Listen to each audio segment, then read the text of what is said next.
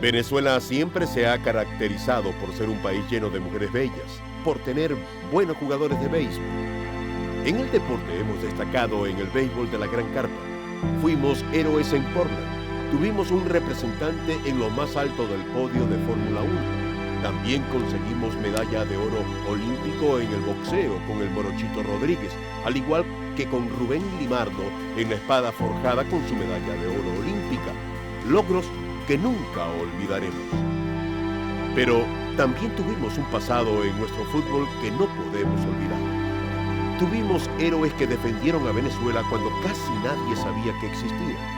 Son los héroes olvidados de la Vinotinto que nos defendieron en la Copa América. La historia de Venezuela en la Copa América se remonta desde 1967. Un grupo de jugadores integrados en su mayoría por inmigrantes representaron al país por primera vez en la edición 29. La gente en Venezuela no sabía ni que había existido una Copa América, sobre todo porque era campeonato suramericano. En ese tiempo no había Copa América, la Copa América nació después. En Venezuela, para hacer una selección tenía que llamar jugadores del fútbol amateur. Hasta los 70 jugadores amateurs profesionales, porque no había, en el profesional jugaba un criollo o ninguno. Era un fútbol de colonia, aquel que teníamos en aquella época. No era de raíz, no era del venezolano. Estaba el Italia, estaba el portugués, estaba el Galicia. La mayoría de los jugadores no eran nacidos en Venezuela. Antonio Ravelo, canario. Rafa Santana, canario. Todos descendientes de españoles que se habían adaptado a Venezuela y lo hicieron bien. Gente que vino a Venezuela después de la guerra, se quedaron en Venezuela, en la guerra mundial, se quedaron en Venezuela y sus hijos comenzaron a ser venezolanos. Pero llegaron esos gente como Santana, llegaron a Venezuela niños y se enraizaron y se hicieron muy criollos. Por eso yo los defiendo a ellos, ¿no? Digo que tiene mucho que ver con el país. Venezuela tropezó contra Chile en su primer encuentro. Contra el anfitrión Uruguay, la Vinotinto cayó goleada por 4 goles. Ante Argentina sufrieron la derrota por 5-1.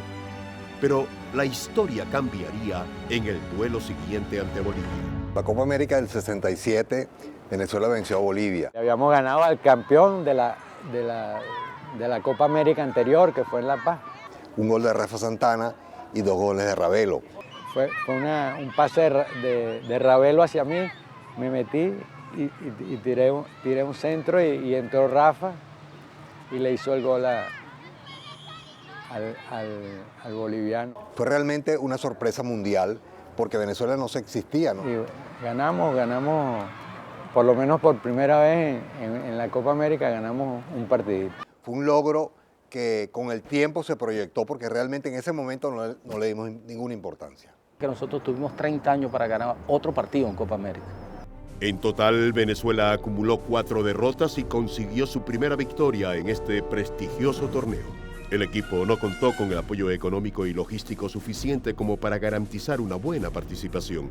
Era una selección que recién había nacido y que daba sus primeros pasos por la Copa. Venezuela tenía un uniforme. Al terminar los partidos le decían los contrarios, vamos a cambiar el uniforme. Entonces los jugadores venezolanos decían, bueno, el próximo partido jugaré desnudo, porque no había sino una franela. Es decir, íbamos con lo que teníamos puesto, pero no había más nada. Ahí teníamos que cambiar nosotros de franela y no podíamos. Pues.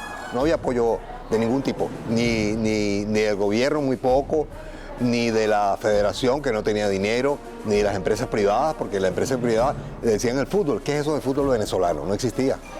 8 años después, en el año 1975, la Copa cambió su formato. Se jugaba en grupos y en varias sedes. Venezuela no era la misma. Su plantilla cambió drásticamente con jugadores criollos. Sin embargo, los resultados no fueron favorables.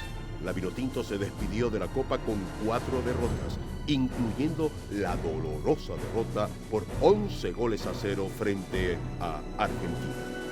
Pasamos mucho trabajo. Después nos montaron en un tren que parecía una película de vaqueros, que iban a aparecer los apaches tirando flechas para allá adentro,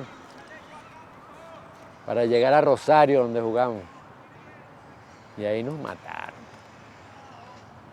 Nos hicieron 11 goles.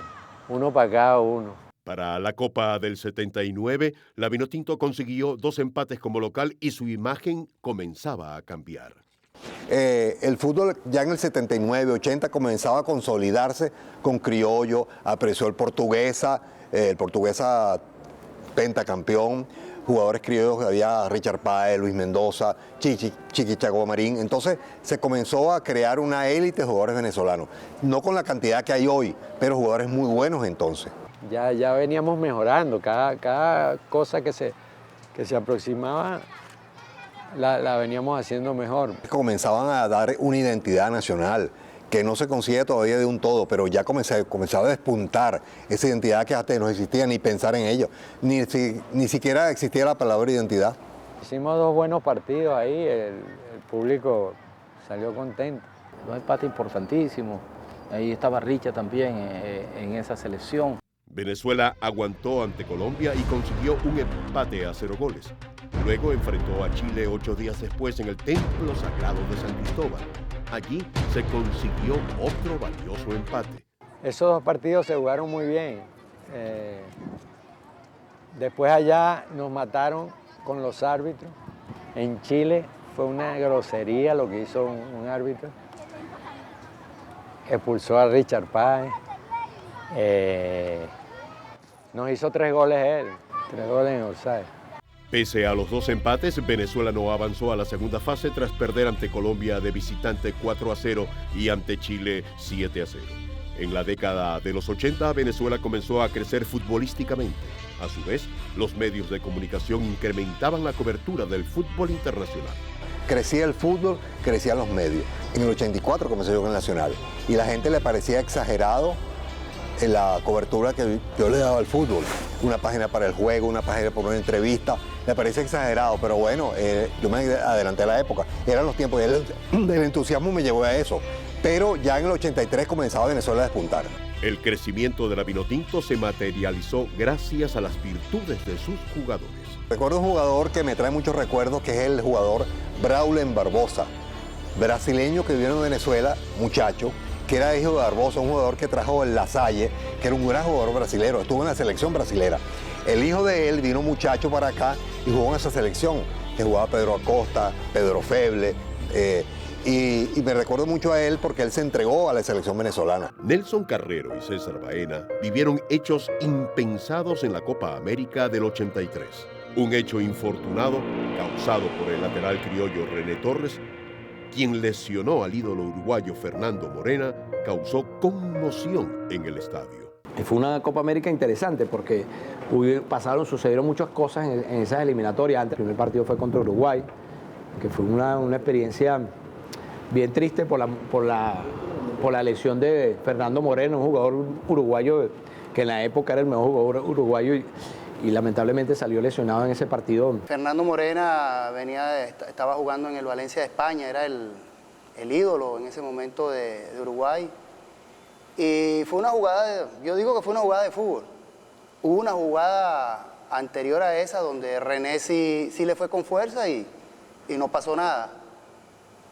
Más el árbitro ni siquiera pitó falta. Pero esa jugada, sí, una jugada normal donde René se barre, lo agarra lamentablemente fuera de equilibrio y sucedió esa triple fractura que de verdad fue trágico para nosotros porque apareció en la pantalla electrónica triple fractura de Fernando Morena. En ese momento Uruguay estaba pasando momentos difíciles políticos y la gente en el estadio estaba muy ansiosa. Aquella selección que estuvo encerrada en un camerino muchas horas porque los iban a linchar. Y salimos del estadio como a las 3, 4 de la mañana porque la gente tildaban de asesino, ¿no? Incluso René tuvo que salir por vía Chile esa misma noche porque estaban pidiendo su cabeza.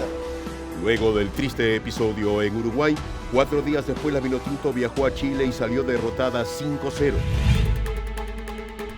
Venezuela le tocó en el primer tiempo del lado del río. No sé si llamarle huracán o eso.